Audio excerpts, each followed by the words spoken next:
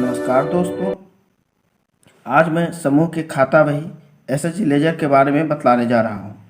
इस पुस्तिका के अंतर्गत मुख्यतः बचत पुस्तिका और इन पुस्तिका के बारे में जानेंगे।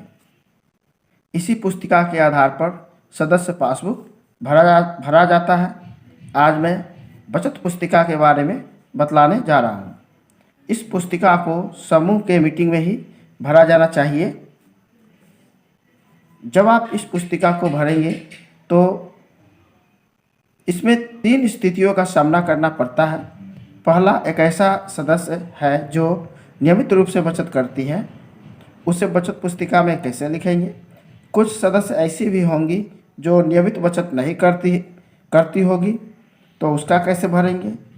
और तीसरा है, समूह 3 वर्ष पुराना हो चुका है, इसका बचत पुस्तिका कैसे लिखेंगे। इन सभी स्थिति को बारी बारी से समझते हैं। तो चलते हैं बचत पुस्तिका पर। ये बचत पुस्तिका है जिसमें सबसे पहले सदस्य का नाम सीता देवी, पति का नाम मोहन कुमार, पासबुक संख्या दिया हुआ है। जो बचत पासबुक संख्या है वही पासबुक संख्या यहाँ दिया गया है।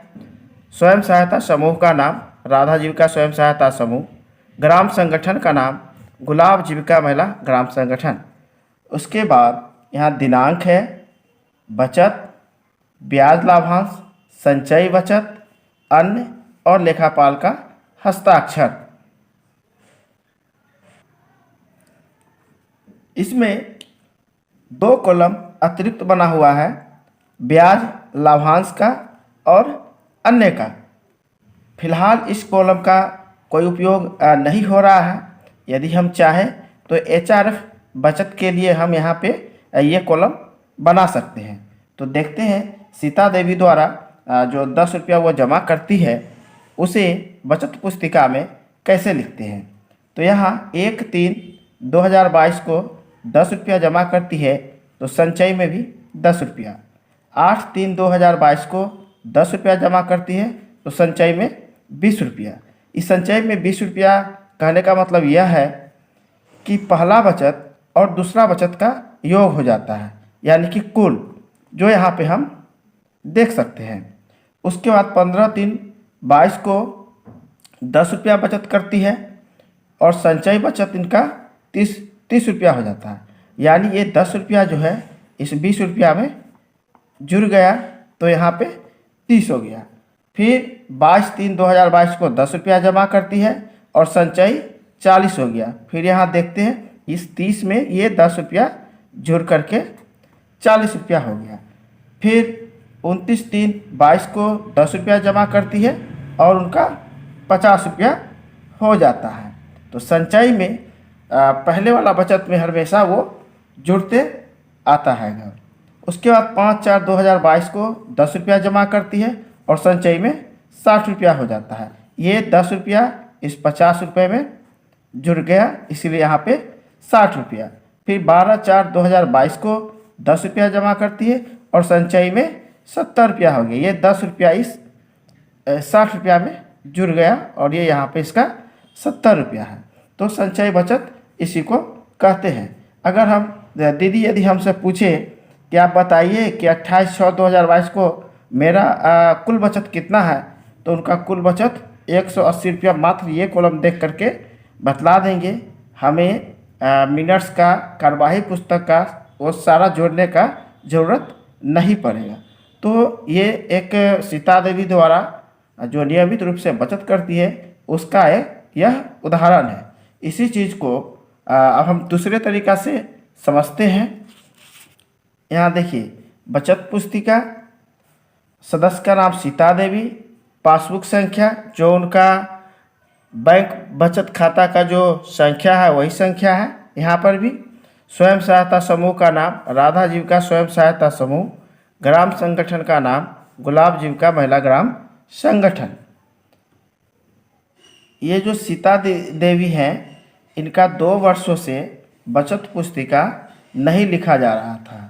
तो यहाँ पे देखते हैं कि 1/4/2020 से 31/3/2021 तक, यानी कि उस साल का टोटल बचत 520 रुपया और संचय में भी 520 रुपया। फिर दूसरा साल का 1/4/2021 से 31/3/2022 को 520 रुपया। और फिर ये जो पहाड़ इसमें जुड़ गया 520 में, तो यहाँ टोटल हो गया 1040 रुपया। फिर यहाँ से ये बचत करना कंटिन्यू करती है। 1/4/2022 को 10 रुपया जमा की और पहले से उनका 1040 था, तो ये 10 रुपया इसमें जुड़ गया, तो यहाँ हो गया 1050। फिर 8/4/2022 को फिर 10 रुपया बचत करती है और ये 1050 में जुड़ गया, तो यहाँ पे हो गया 1060, यानी कि 1060 रुपया। तो संचय बचत में हमेशा जो पहले उसका संचय में है और जो बचत करती है वो पैसा उसमें जुड़ते आता है। फिर 15/4/22 को फिर 10 रुपया जमा करती है और पहले से उनका है 1060 रुपया, तो ये इसमें जुड़ के 170 रुपया। तो इसी तरह से हम लोग भरते आएंगे। और 20/5 को वो दीदी क्या की, 20 रुपया जमा की। उनका पहले का था 1100 रुपया, तो ये 20 रुपया इसमें जुट गया, तो हो गया यहाँ 1120 रुपया। 1120 रुपया जमा हो गया। यहाँ पे 2 मीटिंग का पैसा एक ही बार लिख दिया गया। फिर वो दीदी क्या की, बचत ठीक से नहीं कर रही थी। 25/6 सीधा मतलब 20/5/2022 के बाद 25/6/2022 को जमा करती है। एक साथ वो 50 रुपया देती है। तो पहले से उनका जमा था 1120 रुपया और इसमें ये 50 रुपया जुट गया, यानी कि 1170 रुपया इनका टोटल हो गया। उसके बाद 2/7/2022 को 10 रुपया बचत करती है और इनका संचय में पहले से था 1170 रुपया और यहाँ पे जुड़ के 1180 रुपया हो गया। तो इसी तरह से हम लोग 2 वर्ष हो जाए 3 वर्ष हो जाए उससे कोई फर्क नहीं पड़ता है, उसको हम एक साथ वित्तीय वर्ष के अनुसार लिख लेंगे। और सदस्य यदि एक साथ पैसा भी जमा करते उससे भी कोई परेशानी नहीं है, तो उसको भी हम यहाँ पे जैसे देखिए यहाँ 20 रुपया जमा किया तो उसको हम एक साथ लिख दिए हैं। फिर 1 महीना जमा नहीं करके 50 रुपया जमा एक महीना का पैसा एक साथ जमा कर दी, तो वो जोड़ करके यहाँ पे हम लिख दिए हैं।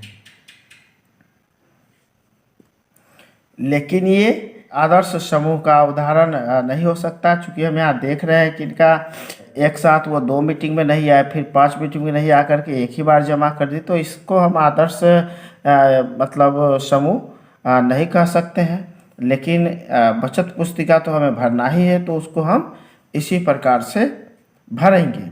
आने वाली वीडियो में हम लोग वापसी नियोजन के बारे में जानेंगे, जो कि ऋण पुस्तिका में है। तो इसमें हमारा टॉपिक रहेगा वापसी नियोजन में किस्तों की संख्या समान हो सकती है, किंतु जरूरी नहीं है कि किस्त की राशि भी समान हो। धन्यवाद।